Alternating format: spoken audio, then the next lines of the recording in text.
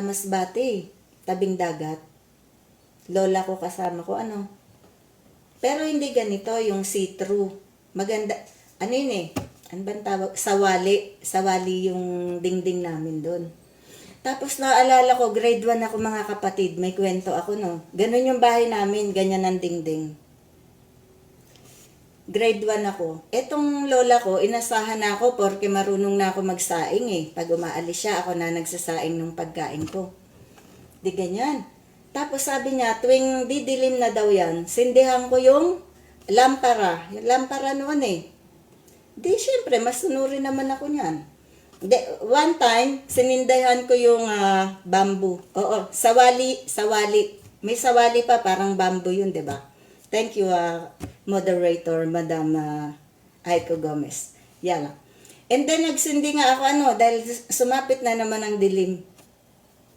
Pag sinindahan ko yung lampara, tapos, yung palito niya, hinulog ko lang na ganun, hindi yung pa ganun. Maya-maya ka mo, muusok na yung parte ng bintana. Muusok talaga. Nataranta yung mga kapitbahay, tsaka lola ko. pinagpag yung yung bahay namin para mapatay na. Yala, Yala. Sabi pa sa ngayon, utos pa more. Utusan daw ba yung grade 1 taga sindi ng lampara? Yala. Umuusok na. Palaki na ng palaki. Pagpag. Ako naman sabi ko lang. Late ko di ba? Di nga ako lumaki hanggang ngayon eh.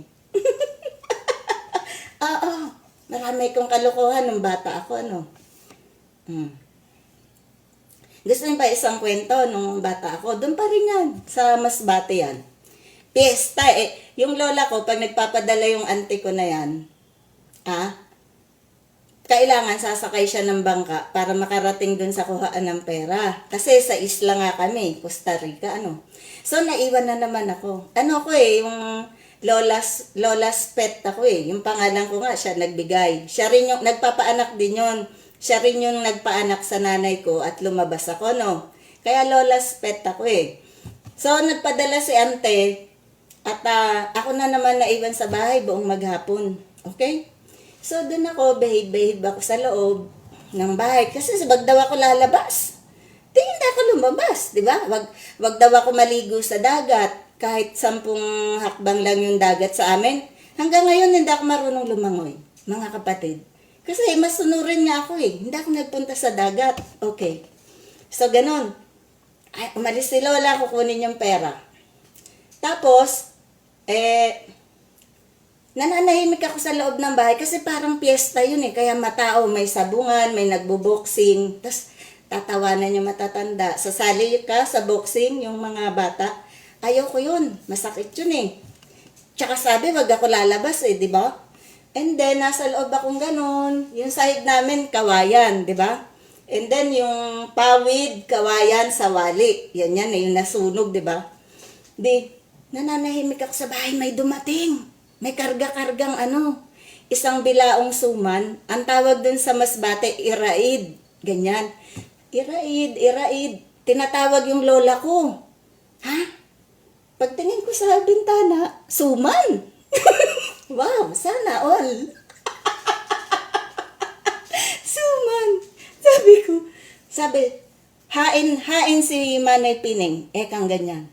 Ang sabi nun, nasaan daw si Nanay, Pining. Eupemia kasi, ang bansag, Pining. Sabi ko, wala dito. Umalis.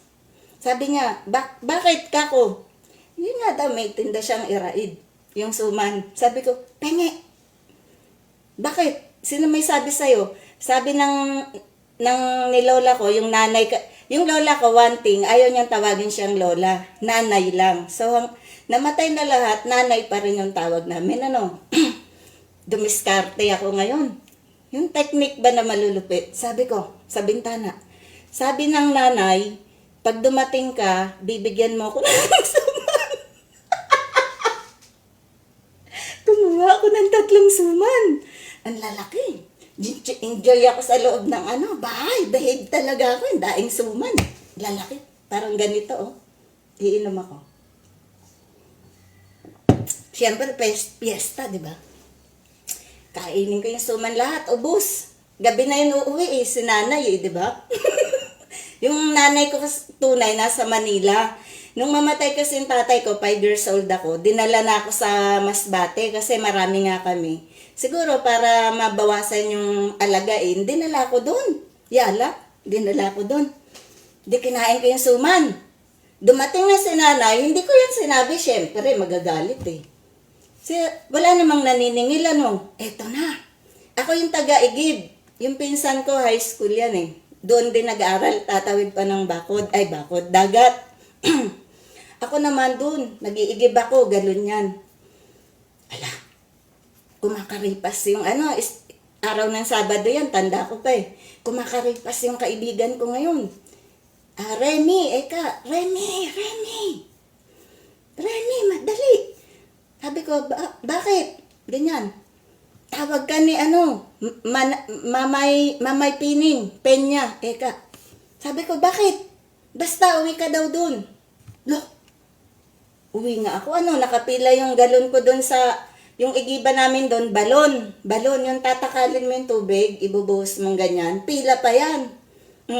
Tapos yung matatanda na, yung adult, babardagulin pa kaming mga bata sa pilahan. Gusto mauna sila eh. So ako naman, behave nga ako eh. Di, antay lang ako kung kailan ako. Ayan na, dumating na yung yung spy. Remy, tawag ka, uwi ka daw. Sabi, umuwi ako Nakaw. Yung lola ko, nakaganon. Yung ganyan ba? Ganyan, ganyan. Remedios! Ganyan ako tawagin. Sabi ko, nandito na, parating na. Remedios! Kumukulot yung yung S tsaka Diyos. Sabi ko, kay Nano, ibig sabihin noon, bakit? Parang ganyan, bastos nga ako eh. Bakit? Ipagod ako, di ba? Sabi niya, halika rito. Sabi ko, Nano. Ano yun? Parang ganyan. Sabi niya, may kinuha ka bang iraid? Yung suman. Nawala yung tapang ko. Natakot ako. Nakakita na rin ako ng stick. Pinalo ako mga kapatid. At wag ko na raw uulitin yun na mangungutang ako. Pambihirang suman. Napalo talaga ako mga kapatid. Ay, naku.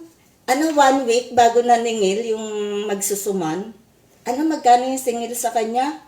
75. Galit na galit yung lola ko eh. Akalain mo, nagbayad daw siya ng 75 dun sa suman na kinain ko. Benching ko isa eh. Samantalang kasi yung lola ko, sa hirap ng buhay noon, mamumulat siya ng mga nahulog na nyog. Tas tulog na yan, kayod ng kayod. Gagawing mantika. Tas may mga gin yan, yung bote ng bilog, malinis na yan. Pagluto ng mantika, ibubuhos yan, tas ibebenta isa-isa yan sa mga kapitbahay, di ba? Tas manghihilot din yon. Kaya napakahirap niyang kitain yung 75. So naiintindihan ko siya, kaya hindi ako nagtanim ng sama ng loob. Pinagulong ako, kinurot-kurot yung singit ko. Kawawa ako. Ako po, Diyos ko. Ayan ang kwentong kapatid ko. Yala. Ganon yung bahay namin, naalala ko sa bahay nila. Kawawa talaga ako, nagulpi ako nang wala sa oras. Nagulpi kang ganon, kinurot ka pa. Naku naman to si lola ko, oo. Sumalangit nawa yung kaluluwa niya. At tas namatay pa siya kasabay ni Ninoy Aquino. Nakita mo yan? Paano ko makakalimutan? Ano yun eh? August 21, 1987. May telegram kaming natanggap dyan sa Novaliches. Patay na lola. Yun ang basa ko eh. Sabi ko, Nay, may sulat. Galing dyan, post office. Basahin mo. Basa. Telegram eh, ganun noon, di ba? Sabi rito, patay na nanay. Ha? Patay na nanay. Eh, nakikinig pa lang ako ng balita, namatay na rin si, binaril dun sa tarmac, di ba? Ganun. Kaya hindi ko makalimutan yan eh.